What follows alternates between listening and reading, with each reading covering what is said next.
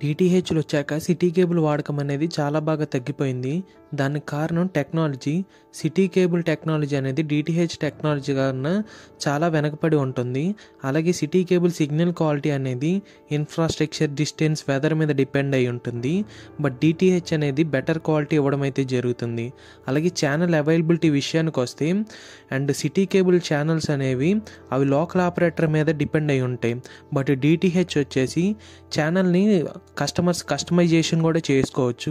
అంటే కస్టమర్స్కి ఏవైతే ఛానల్స్ అవసరం అవుతాయో ఆ ఒక్క ఛానల్స్ మాత్రమే వాళ్ళు యాక్సెప్ట్ చేయడానికి ఆప్షన్ కూడా ఉంటుంది.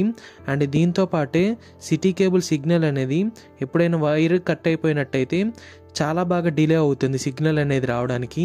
అయితే డీటీహెచ్ అనేది డైరెక్ట్గా శాటిలైట్ సిగ్నల్ మీద ఆధారపడి ఉంటాయి కాబట్టి ఒకవేళ వర్షాలు కానీ తుఫాన్లు కానీ వచ్చినా కూడా ఆ సిగ్నల్ అనేది కట్ అవ్వకుండా చాలా జాగ్రత్తగా ఉంటుంది.